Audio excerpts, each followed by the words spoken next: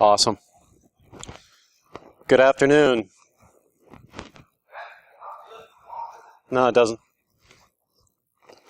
Good afternoon. My name is Rodney Hampton. I'm going to talk to you today a little bit about the Home Depot class action suit. I can see that as we get close to the end of the day, attention may be fading.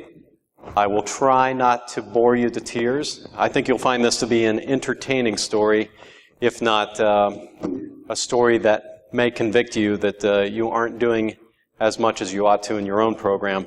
There, but for the grace of God, go us, right? So, my bona fides. Some of you are older and might recognize this computer at the top. This is the first computer that I got back when I was 12 years old. It's Commodore VIC-20. It had 4K of RAM. To put that in perspective, when I later got to high school, my graphing calculator had 4K of RAM. I eventually got a 300 baud modem and a tape drive to go with it. Been in IT as an avocation for a very, very long time. War Games kind of got me interested in IT security. That came out in 1983, I think. Cuckoo's Egg came out in 88, 89 when I was off at Ohio State doing some bad things to their modem bank, downloading software that I shouldn't have been, cracking copy protection, and doing other fun stuff to be elite before there was actually such a thing as elite speak, running bulletin boards, all that good stuff. War Games had a pretty profound impact. I later went on and got married. Not to this girl, not Ali Sheedy, but my wife. This is a picture of my wife from earlier. She does look a little bit like Ali Sheedy, so I think War Games had a more profound impact on my life than I maybe thought when I first saw it. But you're not here to talk about me. I'll give you one little bit more blurb on me. For the last 15 years, I've been doing IT as a vocation. Started out as a web programmer, moved on to systems administration, and then moved over to the IT security side. I started working IT security at a rather large insurance company that currently had, well, at the time I left, it had $110 billion worth of assets under management. I was in charge of vulnerability scanning, coordinating third-party pen testing, SOX compliance, things like that for my CISO. Moved over now. I'm at a Fortune 500 company here in the South. It's a midstream oil and gas company, and we are in the Fortune 500 as well. I'm the IT security manager. I have a small team of guys that work for me, and I am very interested in these class action lawsuits because along the way, while I was working in IT, I did happen to pick up a JD from law school, went on and got admitted to the bar, did a little bit of private practice on the side. So it's kind of an interesting crossover, compliance, security, law. So, Home Depot, what went wrong? So many things, so many things went wrong with Home Depot. Hopefully we can get into a few of them today. So the CIO at the time of the breach, quote that's in the plaintiff's case, "We sell hammers." The CIO was asked, can we improve maybe the training that we have for IT security? Can we improve the software that we're going to deploy? And his answer almost consistently was, that's not the business we're in. We're in the business of selling hammers. Home Depot, as you know, is traded on the New York Stock Exchange, stock ticker symbol HD. It has 1,977 stores in the United States, 2,200 stores roughly total worldwide. Most of those are in Canada and a few North America. I think they're in South America too. The breach that went on at Home Depot lasted from April 2014 through September 2014. So if you kind of count the number of months, that's quite a long time frame for that to go on. 56 million credit and debit cards were lost. This was one of the largest breaches in history. At the time, it was the largest breach. A little bit about PCI. Does anybody out here have to deal with PCI? Maybe you understand the players here. So cardholders, that's obviously the victims in this case. Merchants, that's Home Depot. Acquirer, that's the upstream bank that processes the payments for Home Depot. And then the issuer, those are the issuing banks that issue the credit cards to the cardholders.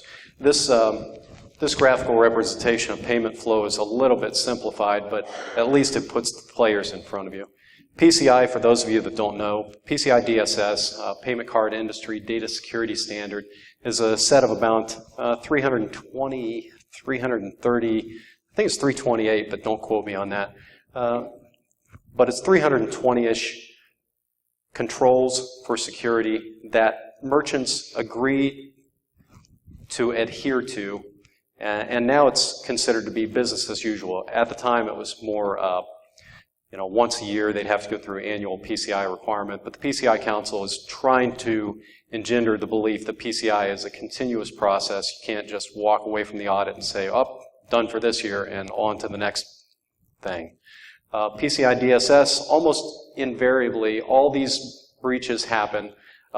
Forensic investigator goes in after the fact and says, that PCI DSS certification you guys had last year, and the company says, yeah, we were good, right? We're golden. They say, no, not really. You probably were not golden on requirements 12, requirements 1, or requirements 3. And so the PCI Council is playing this, I personally think it's a game that they're playing. PCI DSS is there so that the entire industry doesn't have to, we're self-regulating the industry instead of having Washington or the states come in and tell you what you have to do when you're taking credit cards from customers and handling their sensitive information. But what the PCI Council is to preserve the good name of PCI DSS, in my personal opinion, is after the fact, the PFI goes in and they say, well, no, your auditor screwed up, or you screwed up, or you didn't show all the information to the auditor. There's nothing wrong with the standard, nothing to see here, move along. Everything's cool. It was Home Depot that screwed it up, or Home Depot's auditor. Their QSA was bad. Personal opinion, but believe it if you will. So Home Depot screws up. They lose 56 million credit cards and debit cards. What happens? Everybody files a lawsuit, right? Lawyers smell blood in the water. Everybody that had a credit card finds an attorney, or even if they don't find an attorney finds them. These class action suits get filed all across the country. They get consolidated down now into one massive class action lawsuit that's filed in the Federal District Court for the Northern District of Georgia. That also so happens to be Atlanta, where Home Depot is headquartered. Case number is up there in case you want to look it up. This is a class action with several subclasses. What that means is the consumers from different states have been broken out. So the Maryland subclass and the Nevada subclass and the California subclass. It's really just attorney speak for this is how we're going to handle these slightly different claims. The complaint filed by the plaintiffs is massive, 187-page amended complaint that I looked through when prepping for this. There are currently 100 plaintiffs, including 44 states, the District of Columbia, and multiple financial institutions. Those financial institutions, if we went back a couple slides, those are the issuers, the card issuers that had to, in the wake of the breach, reissue those credit cards and debit cards to their customers. Home Depot has sought to have the suit dismissed, no surprise there. And if what we would like to do today is talk a little bit about that effort to have the suit dismissed. So when a case gets to the pre-answer stage, there's an opportunity for the defendant to make a motion to dismiss the case. Those are known as the 12B motions. And in this case, what the court has to do is look at the facts as alleged on the plaintiff's complaint and the law, and then taking nothing outside of that, say, is there a claim here for which, is there a claim stated for which relief can be granted? And was other stuff right, like jurisdiction and venue? So what keeps the plaintiffs from just making stuff up when they put together these complaints?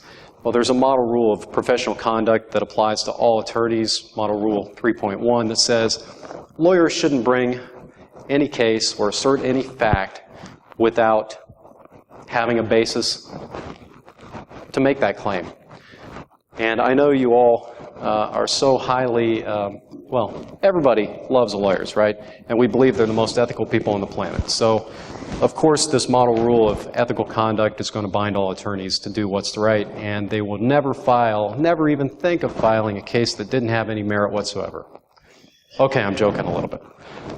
There's also a federal rule of civil procedure, which applies in this case, called Rule 11, that says basically the same thing. Lawyer, you have to sign the complaint, and, by the way, if you assert anything that's wrong, we can sanction you monetarily and otherwise. We can even dismiss your case if it's bad enough, it's egregious enough. So attorneys in this case, that on that 187-page amended complaint, may have said a lot of things that are alleged to have happened, but I guarantee to you they had a pretty strong basis for including what they included in that complaint. Home Depot's outgoing CEO, in retrospect, said, if we rewind the tape, our security systems could have been better. Data security wasn't high enough on our mission statement. I think that's possibly the understatement of the decade. I personally know one of the engineers that went in. I won't tell you what company or identify that engineer in any way, shape, or form, but that engineer went in post-breach, talked to people there, and he said to me, these guys still don't get it, even after losing 56 million records. And I think you'll see why as we talk a little more about the facts that were alleged. So criminals had a great time getting the data. Brian Krebs is the person that broke the story. He broke it on, I think it was September 8th, 2014. No, September 2nd, 2014. Krebs breaks the story. It took 6 days for Home Depot to put out their first press release. They downplayed it a little bit, tried to, I don't know what they were thinking. And then finally on September 18th, which would have been 16 days after Krebs' story, they confirmed that 56 million records were lost. Civil action. So you start this maze way up in the left-hand corner, move through choice of forum and all that good stuff. We're basically talking about the third circle from the left going down. The plaintiffs here have alleged a lot of stuff. The defendants, of course, want to get this kicked out before it gets to bubble number 4 on the right, which is pretrial practice, which leads to discovery. Once you're in discovery, things get very expensive for the defendant. They can no longer say, hey, these were a bunch of facts alleged by the plaintiff. Once discovery takes place, plaintiffs have in their hands actual electronically stored information, actual interrogatories, depositions, all kinds of great evidence. And at that point, almost all these data breach cases are settling. So what the defendants are trying to do is knock it out in bubble 3 before they move right to bubble 4, and it really starts to cost them money, and now they've got to think about settling. Basically, they're looking for the fire exit, and they want to leave as quickly as possible with all their marbles, all their money, and say, hey, consumers, sorry about that, but it's on you and the issuing banks. So what actually was alleged in the complaint? And here I just did not have the room or the patience to put this on the slideshow. And I thought about breaking this down into people, process, and technology, but I thought, well, it didn't quite neatly fall into those blocks. So basically, during a period of record profits, Home Depot spent $1 million on self-checkout registers running Windows XP embedded. There was a huge ramp up in IT spending, but IT security spending languished. The new CIO that was hired in 2008 was an experienced IT software developer, but had no previous systems admin or security experience. This is what's alleged. One of the main projects that this CIO initiated was to roll out a set of Motorola handhelds that were called the First Phone. These were managed by a mobile device management tool of some kind. It wasn't one of the main names that we've heard. It was called Athena. Well, what happened was there was an employee at one of the stores, kind of a tech-savvy employee. He noticed after these phones were rolled out that he could do all kinds of bad things, just like Georgia was talking about previously. He found out that he could pretty much get onto this mobile device system, become administrator, elevate his privileges, and access any phone in the entire any one of these handheld devices, the entire organization, including the CEO's phone. So what does this employee do? He does what any good employee is going to do. He escalated it through his management chain. He said to his district manager, hey, there's a problem here. The district manager took it to IT. Nothing happened. So that was a month that went by. And so the employee said, hey, this is still a problem. I haven't seen any action. So he followed up again. Nothing happened. A month later, he sent a certified letter to the general counsel of the company saying, you've got these problems in IT you ought to address. Nobody followed up on that. In March, I think this process started in November 2010. By March, he had received no answer, so he sent them another letter through certified mail saying he was going to publicly disclose this information about the IT systems at Home Depot. He sent them, with this letter of his intent to publicly disclose, screenshots showing he could capture the info of the device belonging to the CEO, source code for how he was doing it, a video walkthrough, and finally legal contact in the back. And I think I've seen in the popular press that employee was let go was what the ultimate action that was taken. They didn't do anything to fix the systems that Home Depot has asserted in their defense. Instead, they just buried the problem. Again, this is all alleged and in the press, so don't say I said bad things about Home Depot. I'm just repeating what other people said. Ha ha. Some of the other things alleged in the complaint. So Home Depot is running an outdated AV system. Anybody here have the pleasure of running SEP 11 besides me? SEP 11. Okay, so this came out in many years ago. SEP 12 was already released in 2012. This was 2014 when the breach took place. So these guys were still running SEP 11 for their AV.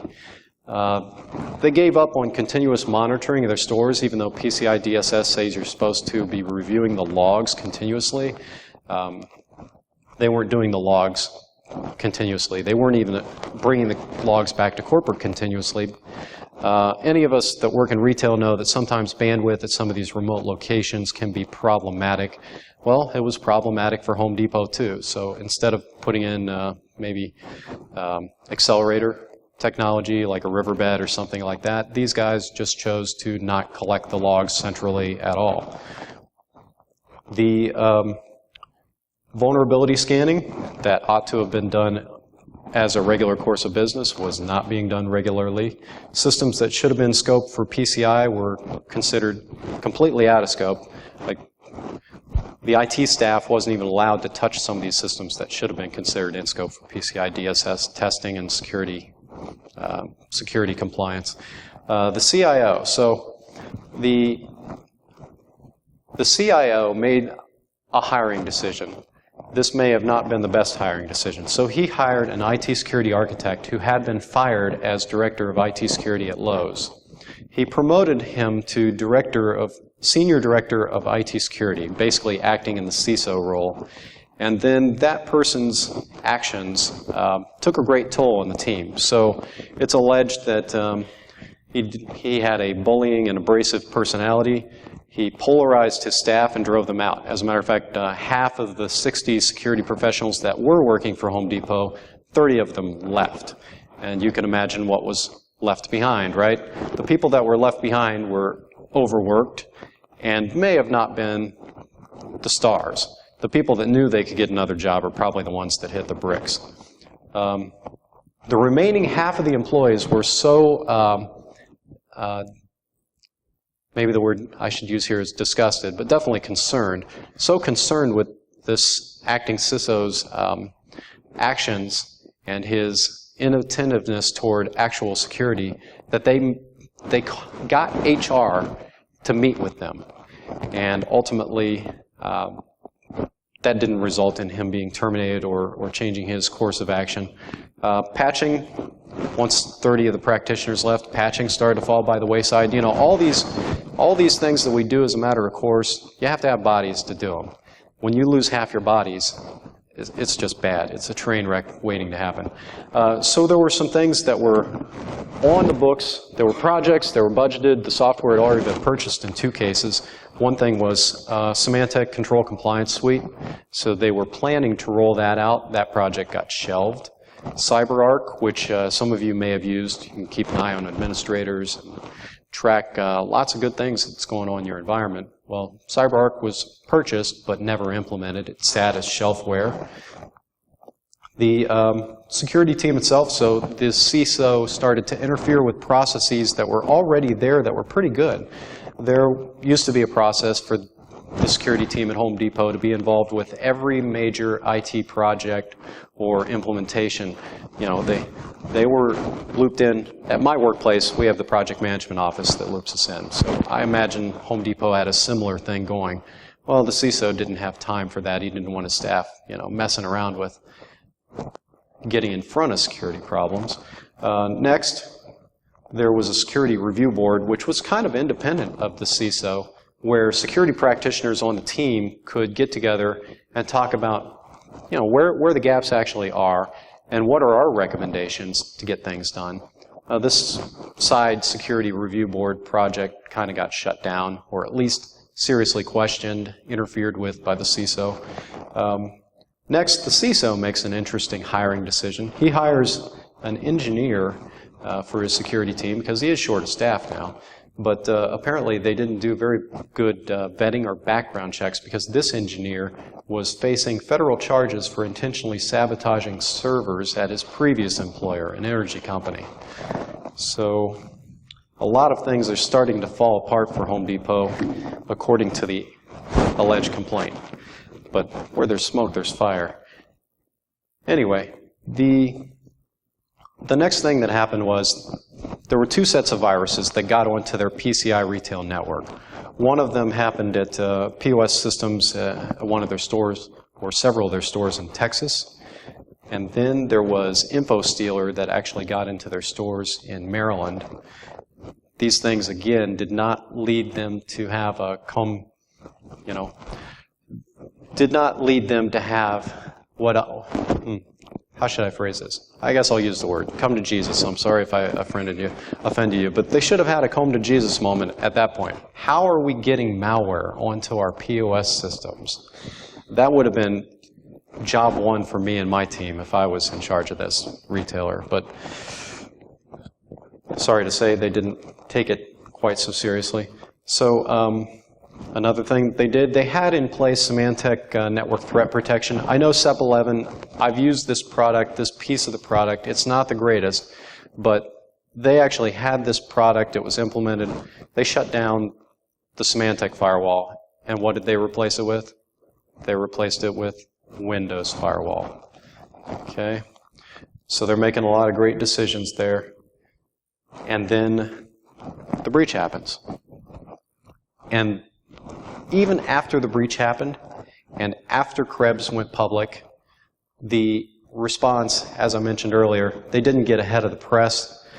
They knew, they actually went in and knew credit cards, 100%. They knew 100% that their credit cards were breached and still sat on the information for several days. So, lots of bad stuff happened. And that's why there's a class action lawsuit. I could go through through the legal part of it. I don't think, is there a lawyer in the house? Does anybody care about the counts on the plaintiff side and defense side? I can walk through them. How are we doing on time? I'm going to skip straight ahead to the so what, since it is kind of late in the day. So what? So that red dot and green dot, I don't know if you can see them very well.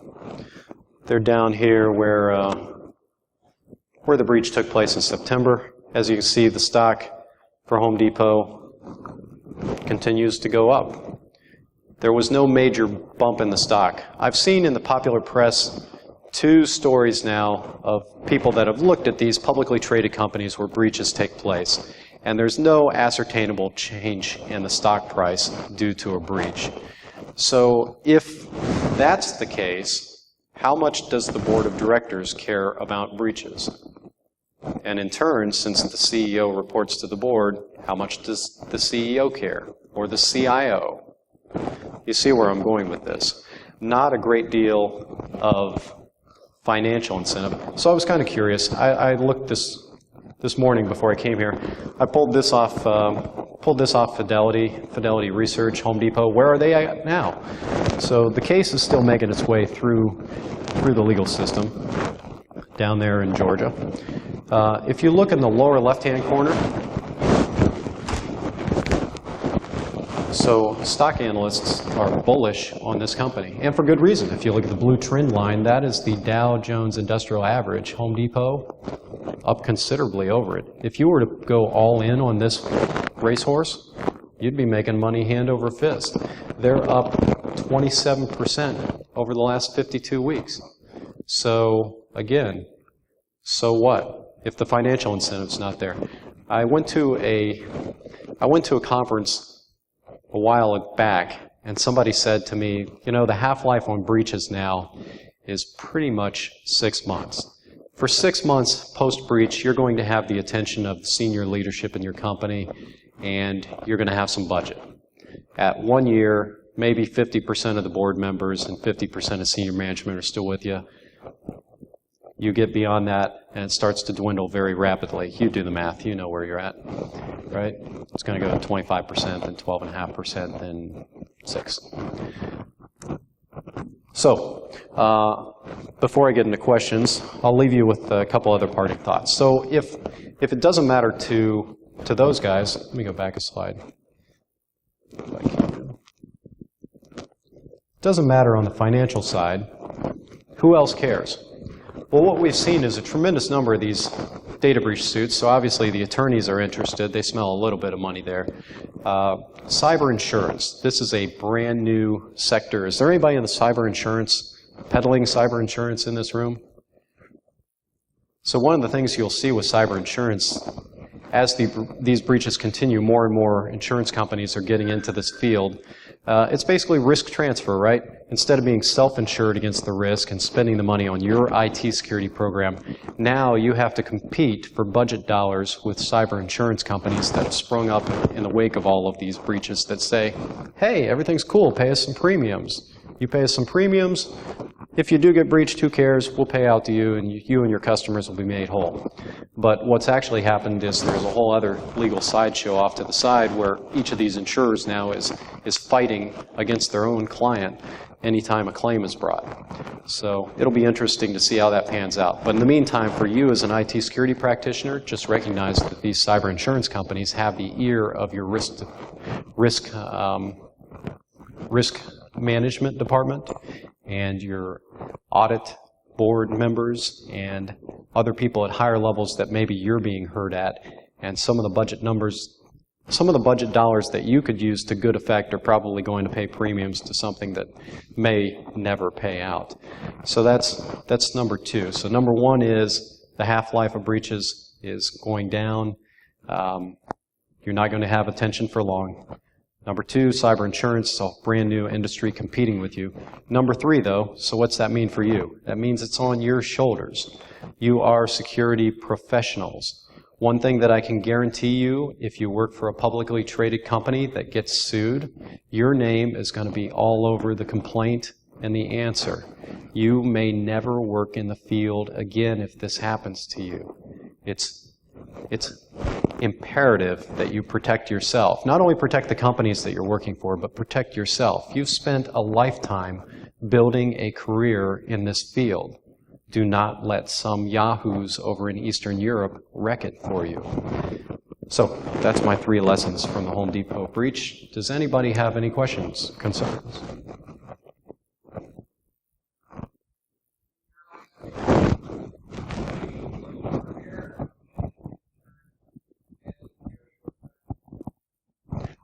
I would say that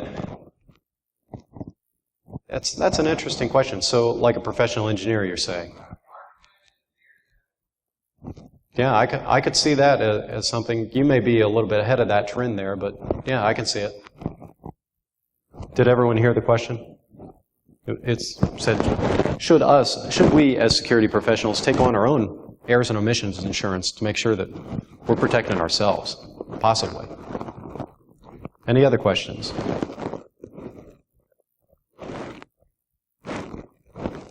Okay, I will not keep you here longer. Have a great afternoon. You've been a great audience.